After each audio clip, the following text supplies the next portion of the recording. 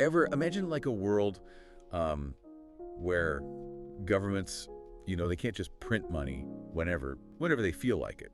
Where your like savings aren't constantly being eroded by inflation. Right. That would be pretty nice, huh? Sounds pretty good. That's the vision that Murray Rothbard laid out in his book, What Has Government Done to Our Money? Which is what we're going to be looking at today. It's a really fascinating book. Yeah, and we've got a bunch of great sources lined up for this. I'm really excited to dive into this with you. Yeah, me too. Rothbard's work really forces us to kind of rethink the foundations of our financial system. He argues that money shouldn't be a tool of governments. It should emerge naturally from the needs of people. It's a pretty radical idea, especially like in our modern world, which is dominated by central banks and fiat currencies. It is. So let's start at the beginning. What did Rothbard have to say about where our money came from? Well, he argued that money didn't originate from, some government decree. It evolved organically out of bartering systems. Think about if you have a cow and you want to trade it for, say, wheat.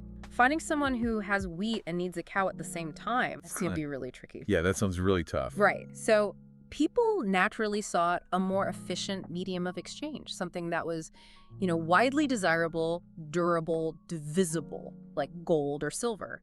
These commodities kind of became the first forms of money. That makes sense. But how does this natural evolution of money tie into his critique of government intervention? Well, he believed that government intervention distorts this natural process. When governments introduce fiat currency, which is money not backed by a tangible commodity like gold, they gain the power to just control the money supply. So that's where all the problems start. Pretty much, yeah. Rothbard saw government control of money as the root of a lot of economic ills, particularly inflation. He said that inflation is the process of taxation without legislation. So basically, instead of raising taxes directly, governments can just print more money. Right. Which devalues the currency and erodes people's purchasing power. That's exactly it. And, Rothbard gives all sorts of historical examples of this happening. Like what? Like Roman emperors debasing their coinage by shaving off bits of gold, to create more coins. Same principle, just different methods. Yeah. So what did Rothbard propose as a solution to this government manipulation of money? He argued for a return to sound money, a monetary system where the value of a currency is tied to a commodity like gold. A gold standard, for instance, would limit the government's ability to inflate the currency because they couldn't just print more money without having the gold reserves to back it up. Okay, so like a built-in check on government spending and manipulation. Exactly. But wouldn't that also restrict the government's ability to respond to economic crises or fund important programs? That's a common argument against the gold standard. But Rothbard believed that the benefits of limiting government power and ensuring a stable currency outweighed those concerns. Okay. He argued that government intervention often makes economic problems worse rather than solving them. Interesting. So a gold standard is one part of his vision for a sound monetary system. Yeah. What else did he advocate for? He also championed the idea of free banking. This is a system where private banks compete and issue their own currencies, each backed by a commodity like gold or silver. So instead of having one central bank, you'd have a market of competing currencies. How would that even work? Imagine different banks offering different types of currency backed by various commodities. Okay. Maybe one bank issues gold-backed notes, another offers silver-backed notes, and a third bank issues notes backed by a basket of commodities. Okay. People would choose the currency that best meets their needs and preferences. So it's kind of like choosing between different brands of anything else. Right. You go with what you trust. Exactly. Rothbard believed this competition between banks and currencies would lead to a more stable and efficient monetary system. Okay. One where the market, not the government, determines the value of money. This all sounds very different from our current system where central banks hold so much power. Yeah. What was his view on central banking? He was incredibly critical of central banks. He saw them as the primary source of economic instability. Oh, wow. Arguing that their manipulation of interest rates and credit creates artificial booms and busts.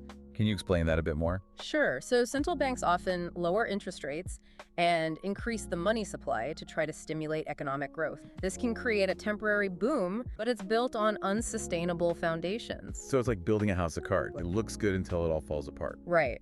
These artificial booms encourage excessive risk-taking and lead to malinvestment. Eventually, the bubble bursts and leads to a recession or even a depression. And according to Rothbard, this whole cycle is driven by central bank interference, not like inherent flaws in the free market. Precisely. He believed that the market left to its own devices would self-correct and allocate resources efficiently. Central bank intervention distorts these natural mechanisms, leading to instability and economic hardship. So his critique of central banking ties into his broader philosophy of limited government and individual liberty. Absolutely. He believed that the state inherently seeks to expand its power, often at the expense of individual freedom. Right. And control over money is one of the most potent tools governments can use to exert their influence. So by controlling money, the state can finance wars, expand its bureaucracy, fund programs, all without having to directly raise taxes. Exactly. Or face the same level of scrutiny. That's right. Hey there, listeners. If you're finding value in our deep dives and want to dig even deeper, consider grabbing a copy through the Amazon link in the description below. And if you're an audiobook fan, you can dive in with a free 2-month Audible trial on us. Our gift to you. It's a great way to support the channel, explore amazing works on the go, and immerse yourself in these thought-provoking ideas. So, check out those links in the description, and thank you for supporting our work. And we'll keep the deep dives coming. And this brings us to an interesting question. How would Rothbard, a staunch advocate for free markets and sound money, view the rise of cryptocurrency? You know, Rothbard obviously passed away before Bitcoin and all of this came about. But we can look at cryptocurrencies through like the lens of his ideas to kind of get an idea of what he might have thought. Okay, so let's put on our Rothbard thinking caps here. What aspects of cryptocurrency might he have liked? Well, one of the key features of a lot of cryptocurrencies is decentralization. Right. They operate on distributed networks free from government or central bank control. This aligns perfectly with Rothbard's, distrust of centralized power and his beliefs in free markets. So the idea that Bitcoin, for example, isn't controlled by anyone would have appealed to him. Absolutely. He consistently argued that power should be dispersed, not concentrated, and cryptocurrency embodies that. Interesting. Yeah. What about the fact that Bitcoin has a fixed supply? Right.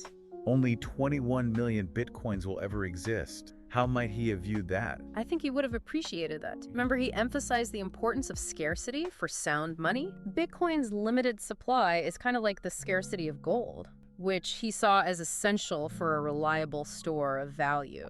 Scarcity prevents the kind of inflation that we see with fiat currencies. Exactly, where governments can just print as much as they want. Right. Another point in favor of cryptocurrency, from Rothbard's point of view, I think, is the concept of private money. Yeah.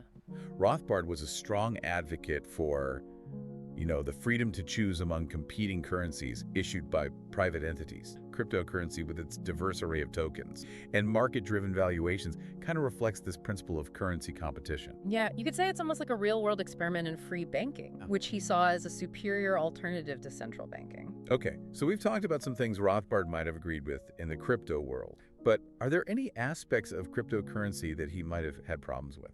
Probably a few areas where he might have raised some questions. Okay, like what? For one, he might have been concerned about the volatility of cryptocurrencies. Yeah. Prices fluctuate wildly, which could, undermine their stability as a store of value and as a medium of exchange. That's definitely been a big challenge for crypto. Yeah. Proponents argue that the volatility will decrease as the market matures. Right.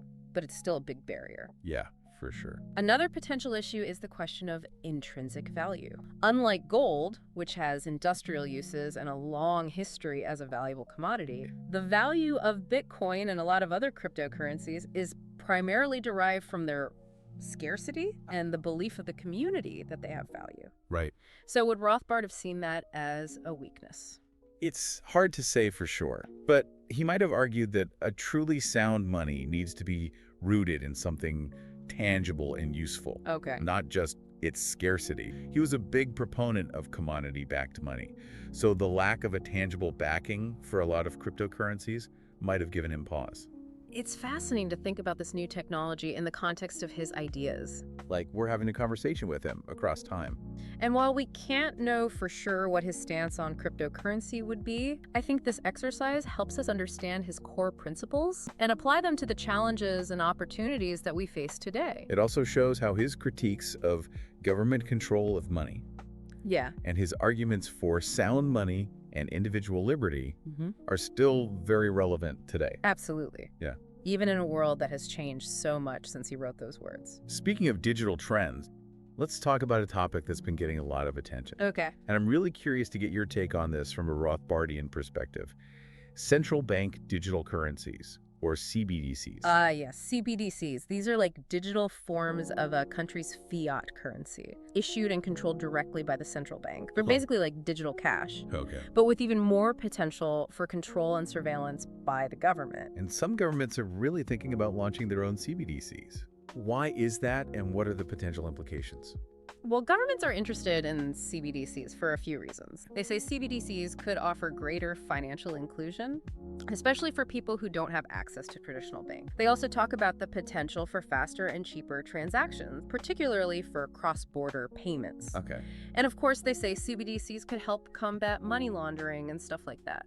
So it sounds like CBDCs could have some real benefits. Yeah. What's the downside? Why would Rothbard, a champion of individual liberty, be worried about them? Well, he'd probably see CBDCs as a huge step towards more government control over our finances. Imagine a world where every transaction you make, buying a cup of coffee, sending money to a friend, is tracked and recorded by the central bank.